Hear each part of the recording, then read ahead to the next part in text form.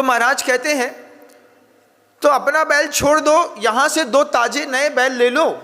नहीं महाराज, मुझे तो अपना ही बैल जैसा एक बैल और चाहिए। महाराज शैणिक को लगा कि इसके बैल में ऐसी क्या उत्सुकता है, खासियत है कि इतने बड़े सारे बैलों को छोड़ करके, आपने 7 फुट के नागौरी बैल देखे होंगे ना, राजस्थान में तो नागौरी बैल प्रसिद्ध है। तो उससे सुंदर से बैल को छोड़ करके वो कहता मुझे मेरे बैल के जैसा ही बैल चाहिए। महाराज शैणिक को उत्सुकता जगी तो कोतवाल से कहते हैं जाओ इसका बैल देख करके आओ। कोतवाल उसका बैल देख करके आया। महाराज से कहता है महाराज उसका बैल एक बार आप भी देख लीजिए। महाराज शैणिक कहते हैं ऐसा क्या है, एक बार देख लीजिए महाराज, फिर आप तय करिएगा कि इसको कौन सा बैल दिया जाए।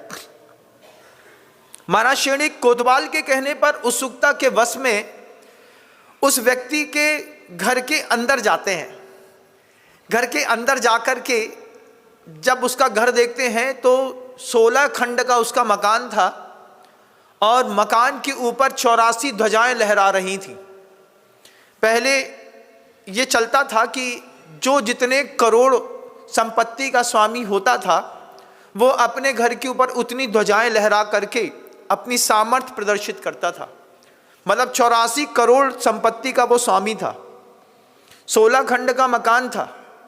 महाराज शैणिक दल बल के साथ घर के सामने उतरे तो महाराज का अभिवादन करते हुए कहता है सौभाग्य है आप हमारे घर पधारे। महाराज शैणिक कहते हैं आपका बैल देखना है। वो कहता है अवश्य चलिए ना। 3 खंड के नीचे तलघर पर लेकर के गया। अंधेरा था।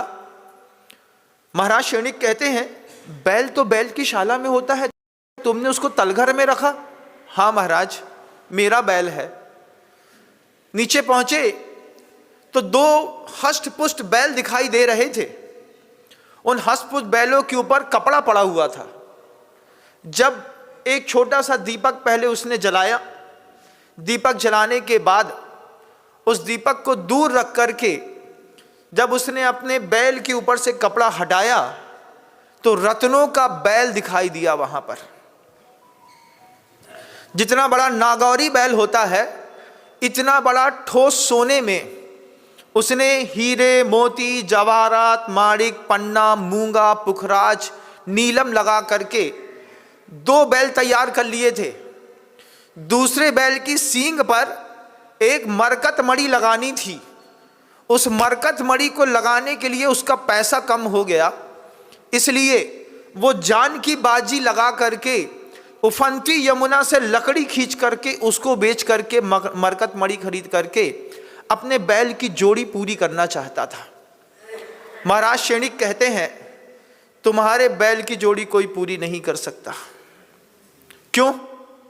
क्योंकि लोभ का बैल बहुत बड़ा होता है।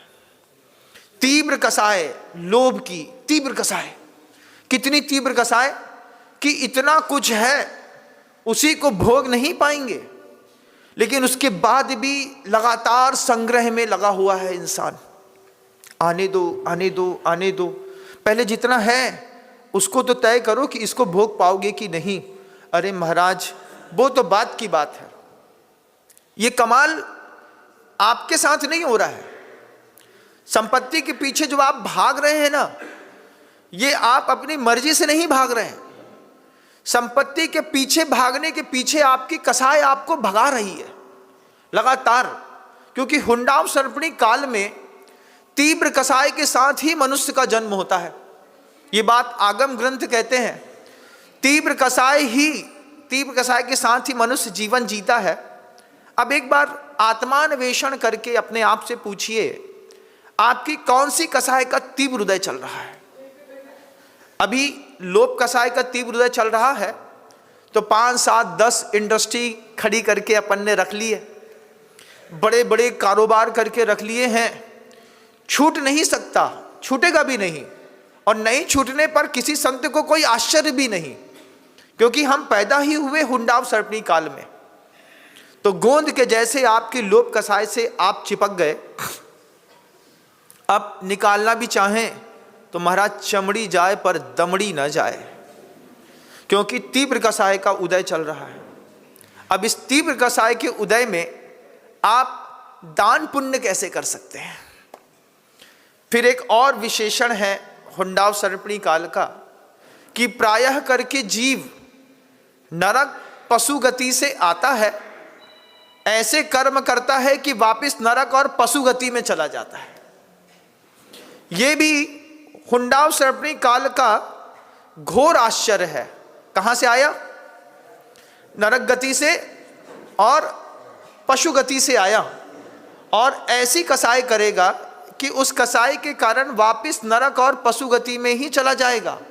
कितने भी सभ्यता के साथ यहां पर बैठ लीजिए, लेकिन आप इस यथार्थ से भाग नहीं सकते। ये बात आगम ग्रंथों से जब दिमाग में गई जा रही थी, इस चीज को मैं समझ रहा था, तब मुझे लग रहा था कितनी विचित्र दुनिया में हम आप आकर के फंसे। चक्रवर्ती का अपमान होता हो, कोई जीव नरक और पशु गति से आया, कर्म भी ऐसा करता है कि नरक और पशु गति में ही जाना पड़ता है, और उस पर भी तीव्र कसाय। उस कसाय में से वह कसाय किसका सहारा लेकर के पैदा हुई, ये एक और सोचने का विषय। लोभ कसाय का सहारा लेकर के आपके अंदर कसाय का भाव पैदा हुआ, तो लोभी को इस पूरी दुनिया में तीव्र परिग्रही को सम्मान मिलता है, लेकिन आगम ग्रंथों की दृष्टि पे उससे बड़ा कोई पापी नहीं है। बहवारंभ परिग्रहत्वम नार कश्यायुषः तत्वार सूत्र का एक सूत्र है बंधुओं, जिसमें आचार्य उमा स्वामी महाराज कहते हैं, सर्वज्ञ ने अपनी आंखों से देखा है, बहुत आरंभ और बहुत परिग्रह रखने वाला नियम से मर करके नरक गति में जाता है, नियम से।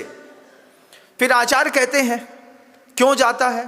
गति है, बहुत आरंभ करेगा, बहुत परिग्रह रखेगा, तो नियम से वो नरक गति में जाएगा। लेकिन बात तीव्र कसाय के उदय में उसको ये चीज समझ में नहीं आती। मंद कसाय का परिणामी मिलना मुश्किल है। उस पर सौभाग्य है कि गुरु मिल जाए, थोड़ी बहुत बात समझ में आ जाए, और थोड़ा बहुत रह करके कुछ हम चिंतन कर लें, आगम ग्रंथ को मध्यम कसाय के साथ थोड़ा भी पढ़ लें द्विस्थानी उदय में, तो भी हमारा बहुत बड़ा सौभाग्य। समझ में नहीं आता, लेकिन फिर भी पुरुषार्थ करते हैं। पहला पुरुषार्थ किया, सबसे पहले काल को समझने की कोशिश करी, फिर लोभ कसाय का गुरुजी ने एक उदाहरण दिखाया। ऐसी लोभ कसाय के उदाहरण में हम आप भी होंगे, फंसे होंगे। 1000 CR के पर्सन्स होने के बावजूद आप लगे होंगे कि 1000 CR और होना चाहिए। सुबह से लेकर शाम तक दौड़ रहे हैं, सुबह से लेकर शाम तक मेहनत कर रहे हैं दूसरे बैल की सींग पर एक मरकत मणि लगाने के लिए, और वो मरकत मणि लगाते लगाते लगाते वहीं पे मर जाएंगे, तुम्हारा बैल किसी और का हो जाएगा। आचार्य जी ने हमेशा हम लोगों से कहा, संपत्ति, सत्ता और सौंदर्य कभी भी स्थायी नहीं रहते।